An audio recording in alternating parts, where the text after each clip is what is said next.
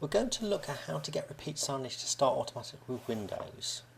So we've got a Startup tab here, and Settings, and we're going to put Automatically Launch Presentations or Playlists on Windows Startup, and I'm going to click on Add, and I'm going to click on Browse for Presentation, Browse, and I'm just going to select my Presentation 1, and OK.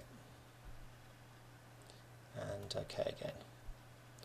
So what we have, there isn't the screen numbers, because if you've got the professional edition of the software, you could have, say, a full screen video wall, and you could have different presentations running on each screen if required. So that's why there's more than one option. And then we'll just click on OK.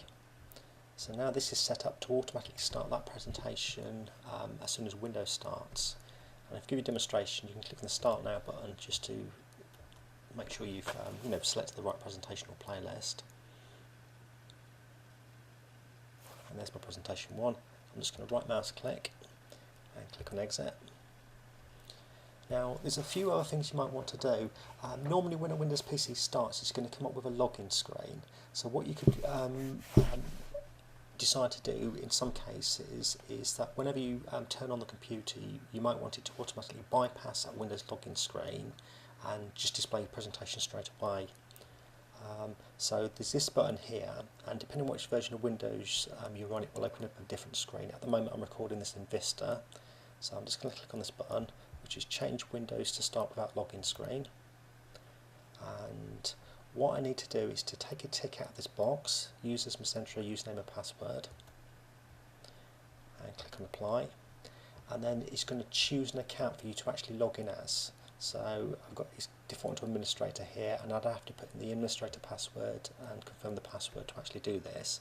And then next time I restart this particular PC, it will log in as whatever particular user you put in here.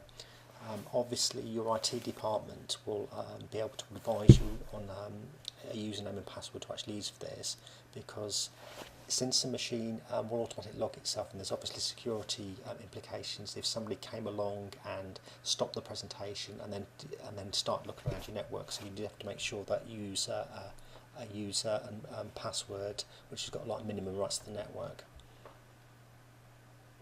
So I'll just close this. So that's just a very quick overview of doing that. The other thing you might want to do with a digital signage screen is to disable the screen serve and power management. So I've just click on this button. In this case I've not got a screensaver set, so you'd want to set that to none. And then there's change power settings. Again, this is Vista rather than Windows 7 or 8, but there'll be similar options on those two as well.